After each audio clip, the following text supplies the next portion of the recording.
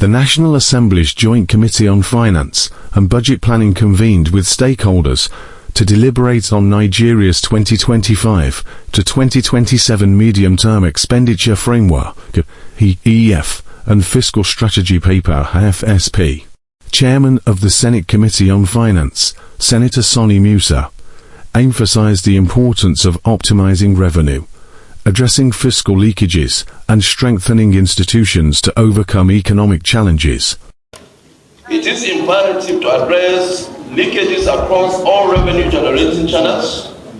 We must focus on strengthening our institutions, enhancing efficiency, and embracing innovation to ensure that every naira due to the government is collected and accounted for.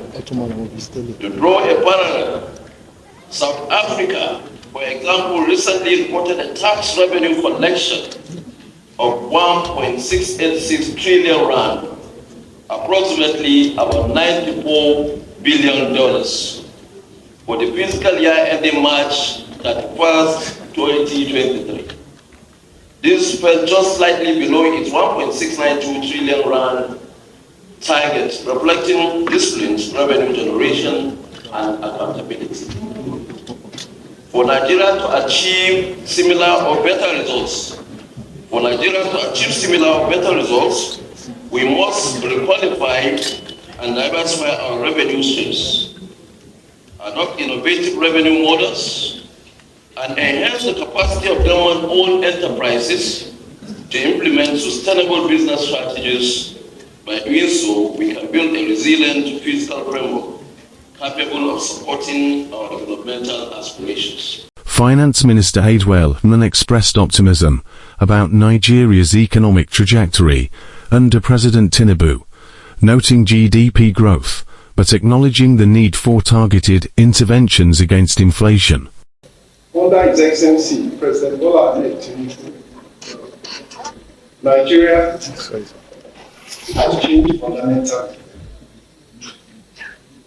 His Excellency took over very difficult economic circumstances, as we know.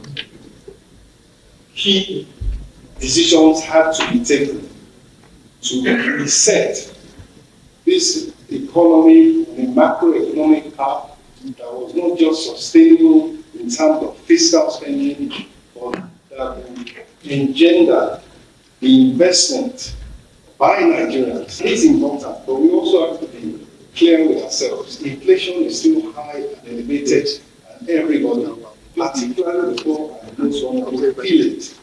And that's why interventions are being made, particularly for them. But let me just... Minister for Budget and Economic Planning, Atiku Bagudu, stressed boosting domestic production to combat inflation and enhance economic stability. Deputy Senate President Jibrin Barau, representing the Senate President, reaffirmed the National Assembly's dedication to driving economic prosperity through sound fiscal policies. The objective of the renewed POP agenda, the 8 priority areas, are to strengthen the macroeconomic environment such that it can include all.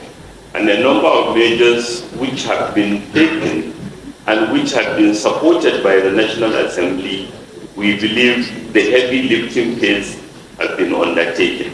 Even the exchange rate is supportive of domestic production, because today as an importer may feel the exchange rate is not so favorable, but our exporters are smiling. So we want more domestic production. We want more of our young people supplying talent outside the country, and they are supported in doing so by excellent development program so that they can provide services abroad and get more production, more, and in addition, but all the measures being taken that we believe will strengthen domestic production, will help lowering of inflation further.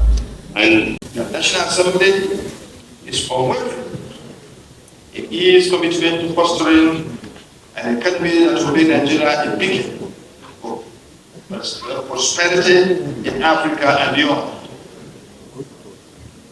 We will continue to advocate for policies that promote economic growth, social equity, and sustainable development.